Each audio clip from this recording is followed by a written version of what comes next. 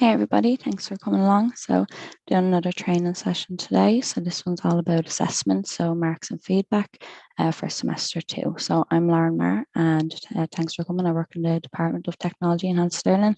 And as always, I have my colleague Noah Fahy on hand to answer any questions that you might have. So if you're joining us on Zoom or YouTube, you can just pop them into the chats as we're going along. So I'll just jump straight in there.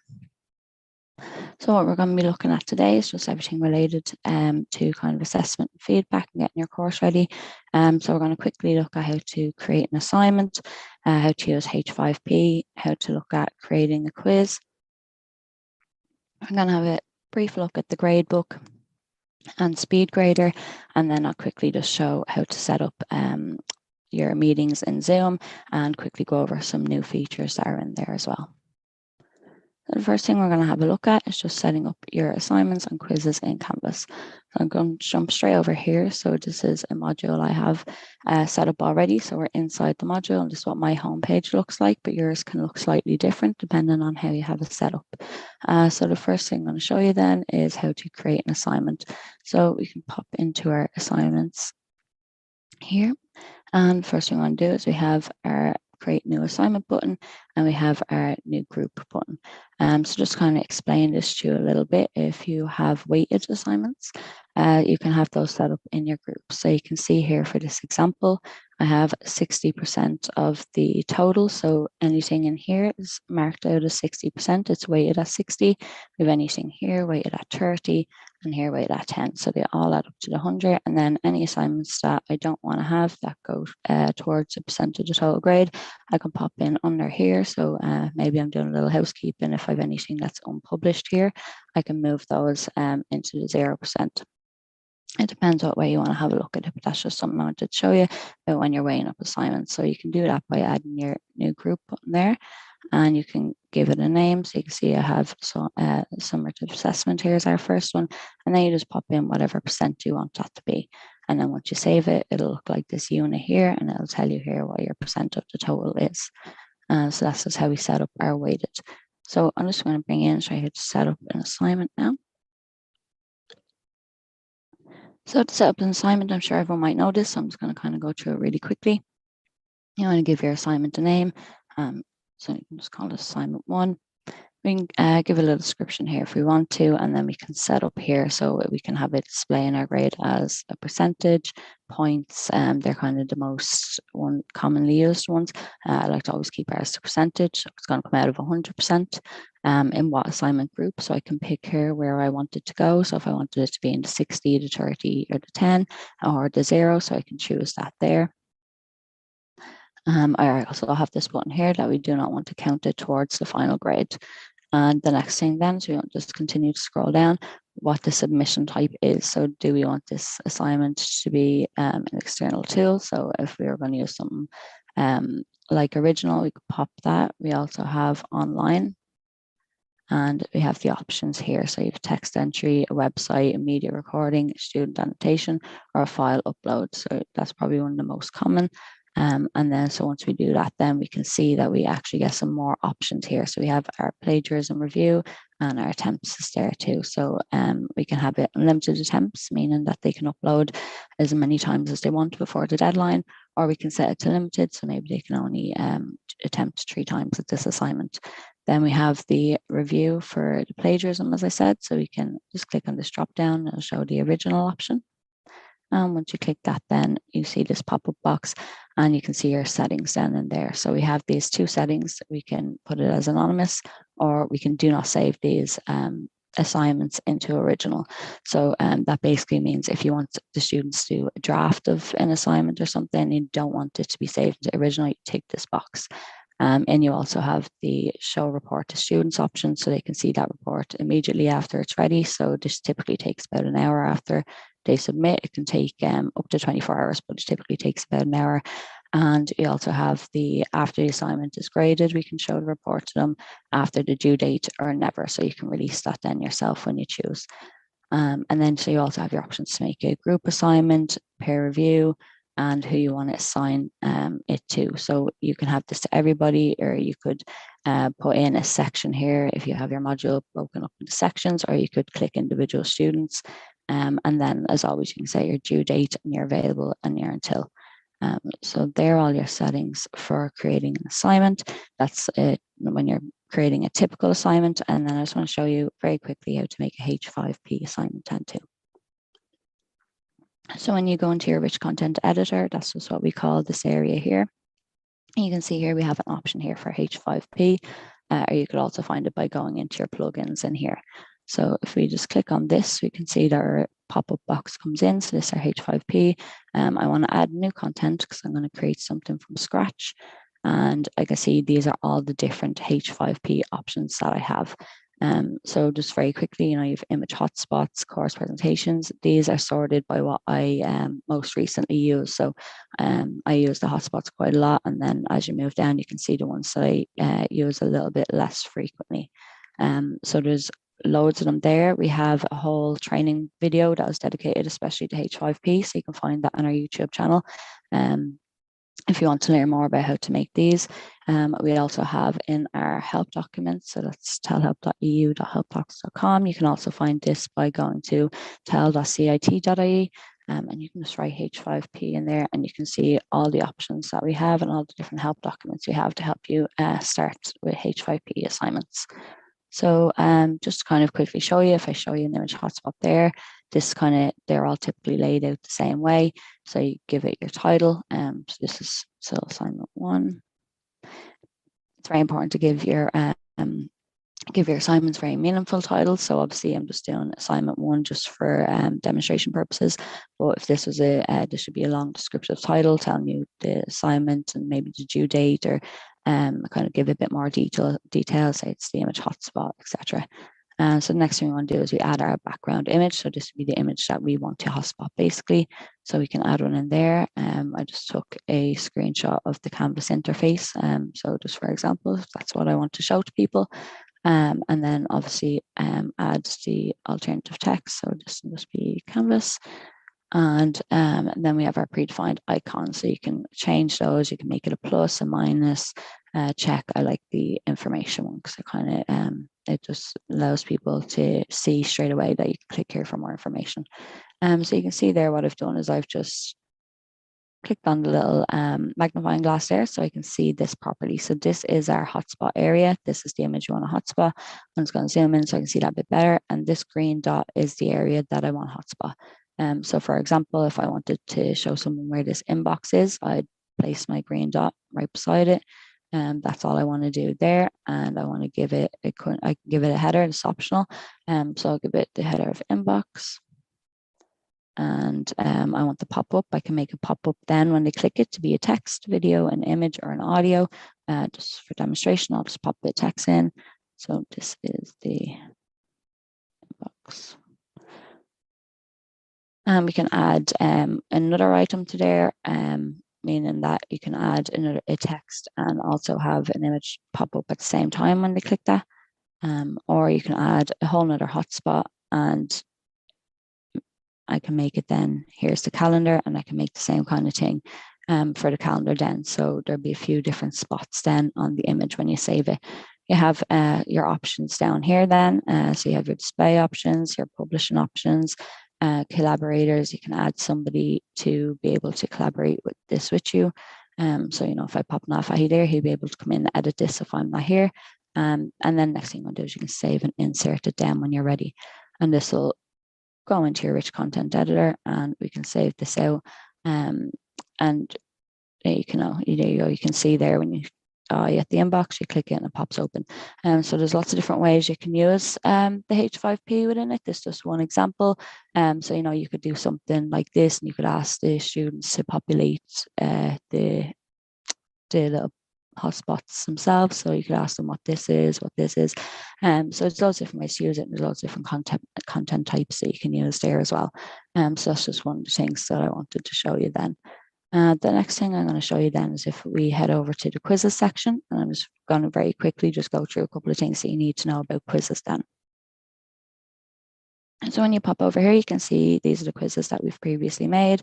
I can see the points that have been allocated to them. So these ones are out of 100, this one's out of 30.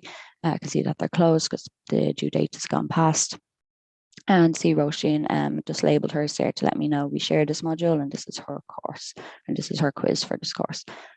So what we can do here is we can add a new quiz. This pop-up pops up a lot of the time. Kind of new quizzes is the only way to go with it. And so you can click remember my choice and stop this popping up every time. And then we're now inside our quiz maker or our quiz builder. So the same thing as before, you can just give that a name. So let's call this one assignment 2 quiz. And you can give it a bit more of a descriptive name there. So kind of same as earlier, we have what we're breaking it down. It's out of 100. Again, this could obviously be out of 50 percentage, and I can pick where I want this to go then as well. And then we can assign it as same as all before. So once you're happy with everything here, the next thing you can do then is you can build it or you can save it. I wouldn't recommend saving and publishing until you're completely finished with your quiz and you've checked it out in student view and you know you're happy with it. So for now, I'm just going to save it because there's also one more quick thing I wanted to show you. It's just a new feature that Canvas have added in. It's just so handy to know if you're always going in editing your quizzes. What you can do is our assignment 2 quiz here for 50 points. I can just go here and I can just go straight into the build from here now. So previously you had to go in, edit, and then scroll down, go to build. So instead now I can just go straight there and I'm inside the builder now.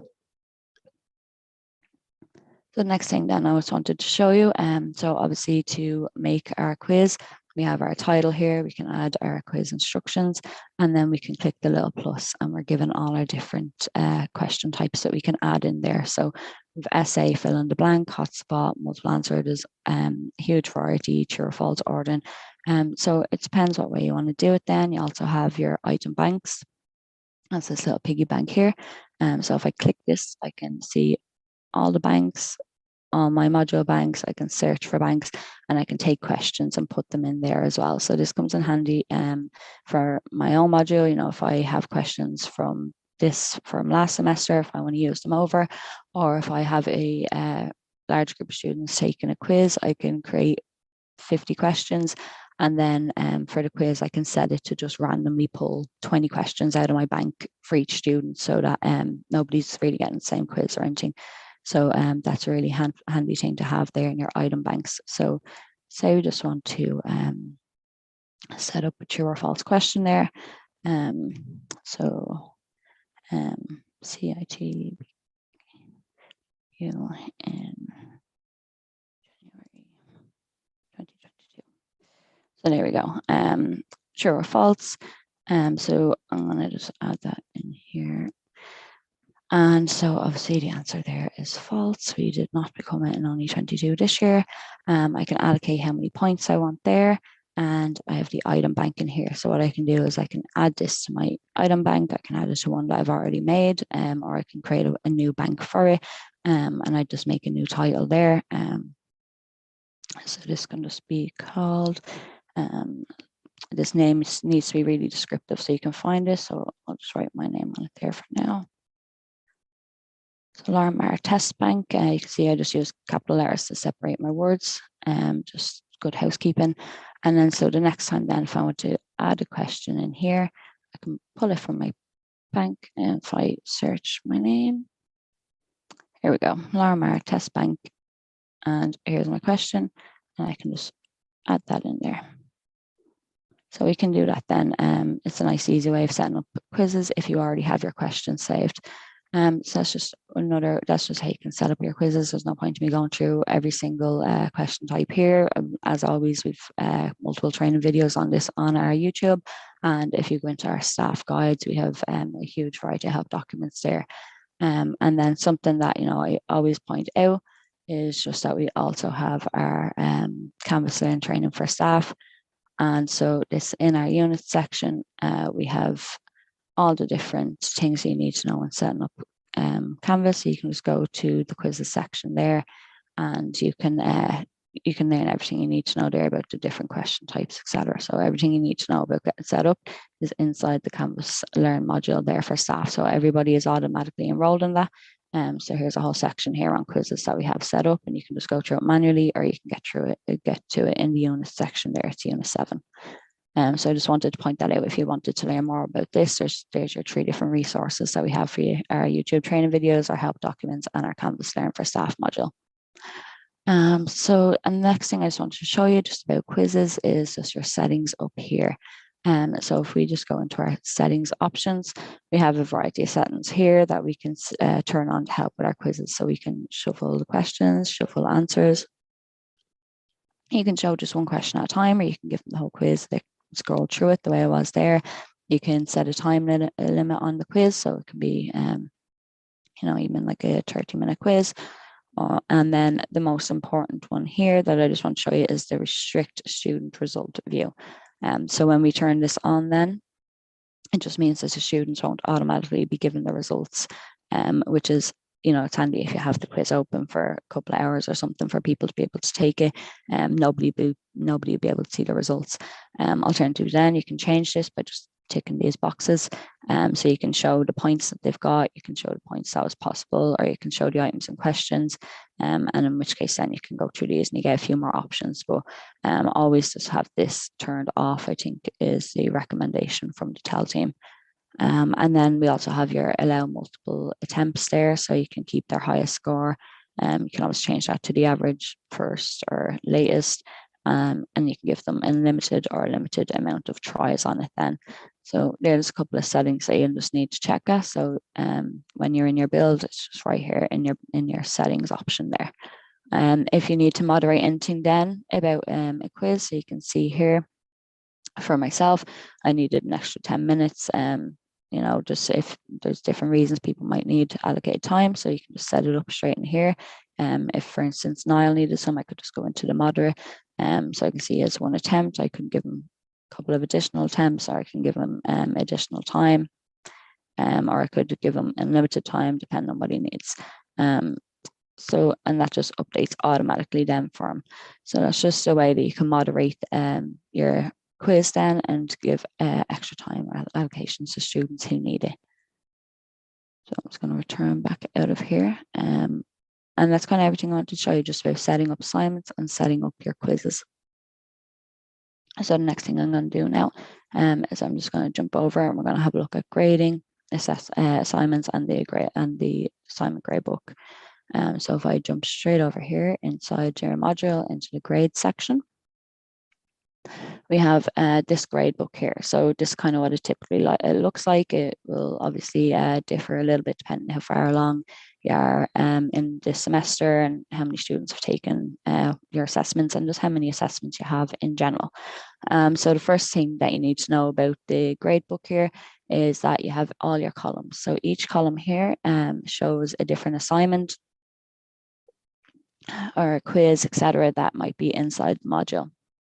So we can see here, this is our original assignment 1. So we have people that have submitted here. So you can see there's also red ones. So red means that it wasn't submitted.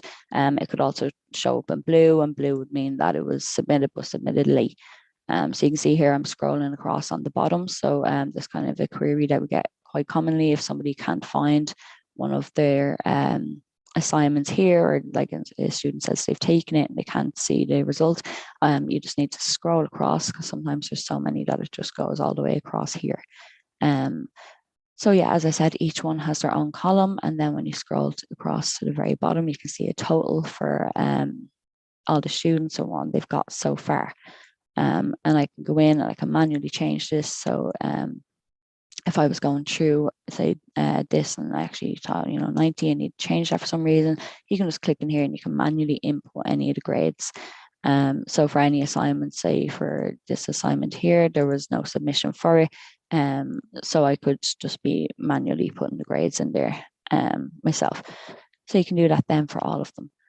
Another thing then that I just wanted to show you, it's very important here, is the grade posting policy. So this is something you should always check for your modules.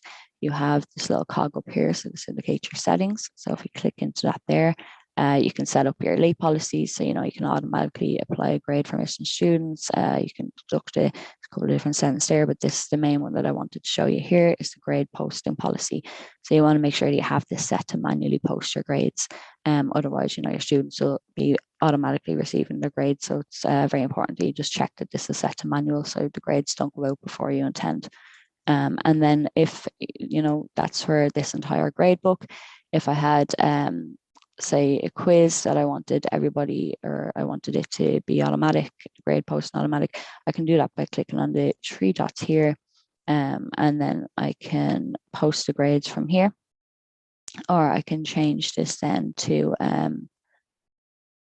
sorry, I'm just going to your grade posting policy. So I can change this then here. So I can change this one to automatic.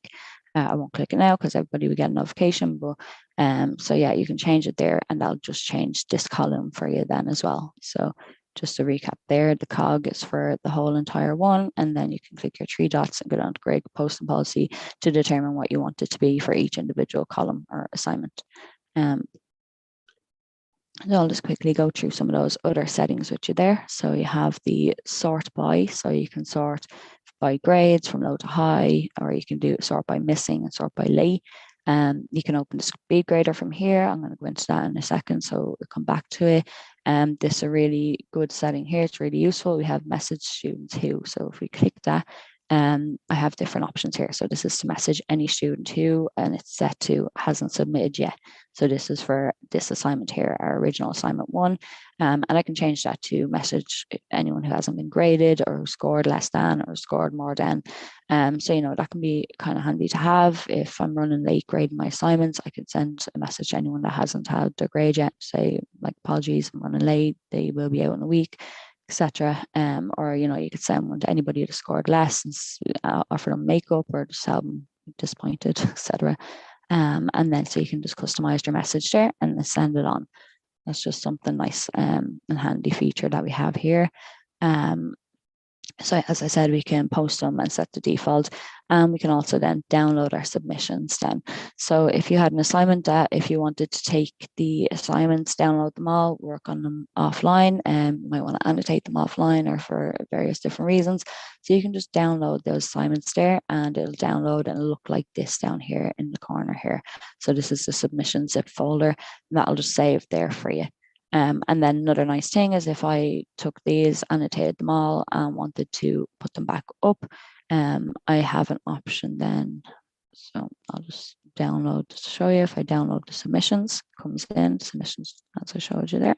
Perfect. And then what I have now is an option to re-upload those submissions. So just hypothetical, I've corrected them and I've annotated them and I want to re-upload them so students can see them. That option is there then as well. That kind of covers all the options that are available there for you. Okay, so the next thing then that I want to show you is the gradebook. So, sorry. Oh my God. If I want to go in here, so say for Niall, if I click on this little button here, it will open this for me. So this is kind of what I was showing and talking to you about earlier. We've blue for any late, red for any missing, and yellow for any excused. So I can set this here if I want to. If I know what it is, I can mark it here, I can leave a comment, or I can open it here in the speed grader. So let's just open the speed grader there and we can have a look at it. Okay, so for this assignment, we were just doing some testing. So I just asked anybody on the team to just upload whatever they had. So this is what Niall wanted to upload. So what we can do then, as you can see, we have a couple of different options up here. So these are your annotation options. So we can zoom in and out. We can use this to just scroll up and down. We also have this one here. So it's our point annotation. And then we have our highlight one. So I think this one's really handy. If I wanted to highlight this sentence, then I could leave Niall a comment, like say, great work, well researched, etc. And just enter that in there. And then so now he has his comment here.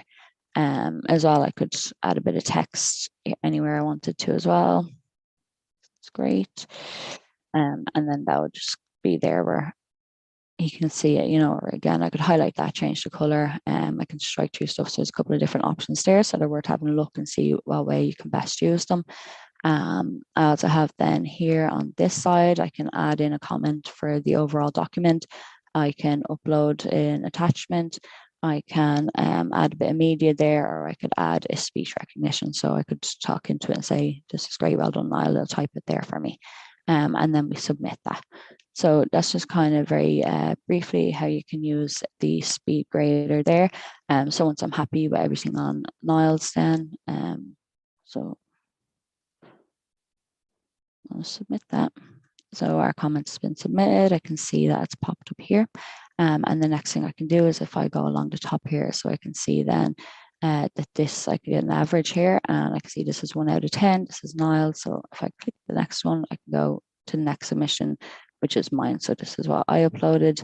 So I uploaded, or I wrote a comment for myself earlier, same thing again. You know, I could just do it wherever I need to. And I can do that in a different color then as well, add a new comment. That's what would work. Obviously, we'd want to elaborate a little bit more on that. And same thing as earlier, we can add it.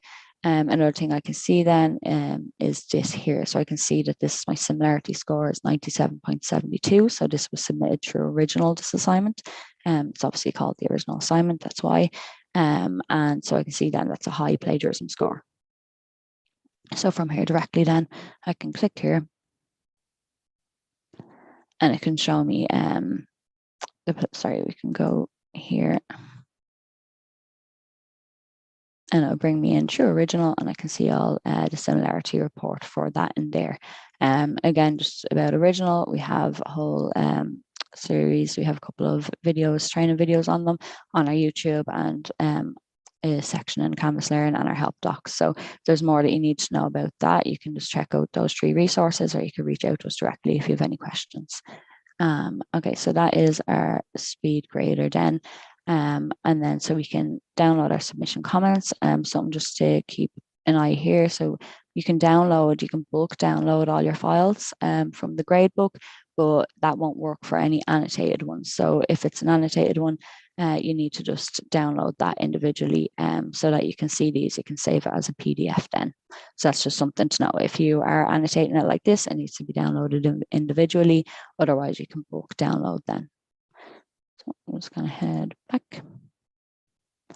And that's kind of everything then that I wanted to go through with you regarding the grading assignments and the gradebook and speed grader. So I won't keep too much longer now. I just wanted to very quickly just run through some Zoom with you. So I'll just bring us back in here, get our side menu up. And I just want to show you if I wanted to set up a Zoom meeting inside of Canvas, I can do it from here. So I'm just going to click on my Zoom button there and let that load up.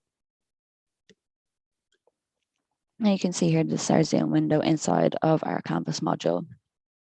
So what I can do from here is I can see any upcoming meetings. If I had any scheduled, they'd show here. I have the option to show my course meetings only. I have the previous meetings there, so you can see last semester, Roisin had a reoccurring meeting on. So this was set up, I can see all those in here. I have my personal meeting room there, so that has my information there if I just wanted to set up my own meeting room.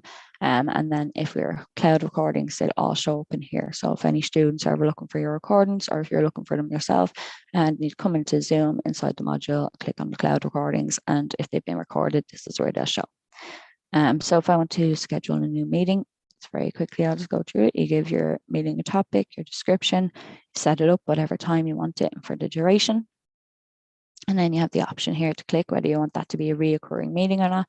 So, you know, you could set that to be weekly at the time of your class every week. And you can set that up that way. Then you can put it to an end date, or you can say that you want it to run 7, 10, whatever times you need. So then just to continue down, then you have a couple of additional options. So prior password, they have to go into the waiting room anyway. We have this option set here that everyone has to be on authenticated Zoom account, so that everybody should be to get in, or they won't be able to get in. And then we have this set to only MTU Cork students or staff. So you can change that then to all authenticated users. So you can change that then if it needs to be an external speaker that's coming in for the meeting there. That's how you change it in that setting there. You also have then your typical settings, whether you want your videos on or off, or your audio settings. And then you're finally, whether you want your meeting to record automatically in the cloud. So if you tick that, all those meetings will automatically save to your cloud. You can save that meeting and then it'll come up then inside Zoom, inside your upcoming meetings, and it'll show here.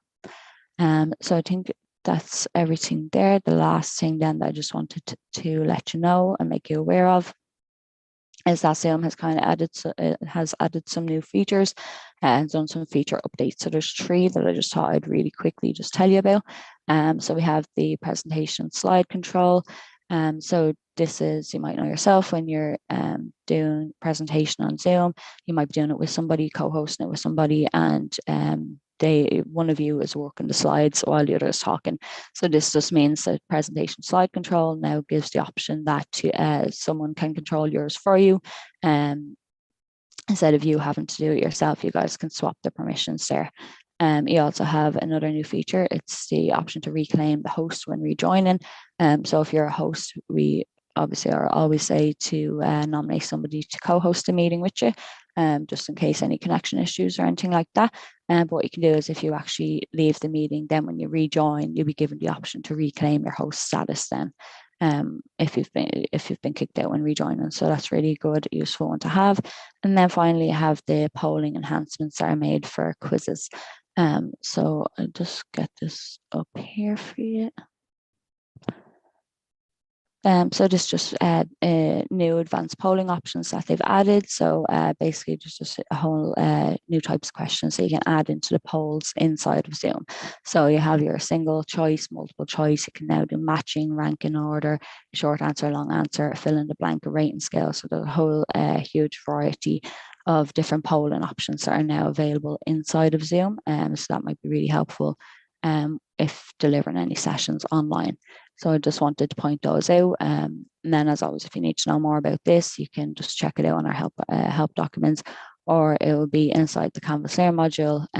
We have a section here, not to be missed section. So we populate this with any kind of upcoming features or new feature updates. And so, you might want to check back there to see things like this that might help you then as you're going through. So those are 3 options, and I'll just very quickly then go through some supports with you before we finish up. So as always, you have your Canvas support for tier 1. So if you're inside a Canvas, this is the easiest way to get your help. So you have your help button here.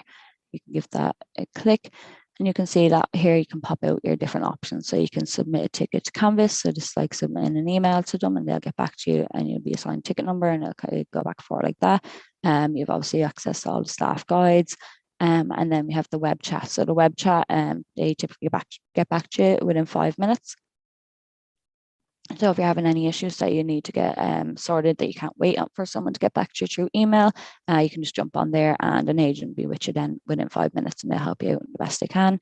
And then you also have your Canvas telephone number. So it's 24/7 support, and it's a free number to call there. So you can find all those just by going to the help section on Canvas there. And those are your Canvas supports. So then we have our help docs here. So tellhelp.eu help docs. Again, you can find that by going to our website, tell.cit.ie, and just going to our supports. They'll be there. And so this has a variety of huge help articles. We populate this with the top articles every month, or what kind of questions are coming in and what kind of queries we're seeing. So this will have our top ones that'll be related to what's going on. And then obviously you can search them, or you can go through the homepage, and there's literally so many there. So just have a look at all the headings and see what you need help with, and you can most likely find yourself an article that you need. And then, as always, you have the Canvas Learn support that's always there. It gives you step-by-steps on how to do a lot of the stuff. If you think there's anything missing, or you think there'd be anything useful that could be added, please reach out and let us know. Which brings us to my next one. You can always contact us at edtech@mtu.ie. So that's edtech@mtu.ie. So you can just contact us there. You can just submit a ticket, and one of the members of the team will get back in contact with you as soon as possible then. So that's kind of everything for today's session. I hope I didn't overload everybody with too much information. As I said, you can see this video on YouTube again if you need to come back at any time, or if you need to reach out to us, please do. I'll give it a couple of minutes there in case any questions come in, and for the YouTube to catch up. But I want to thank everybody for coming and for your attention. And yeah, I'll talk to everybody again soon. Thank you.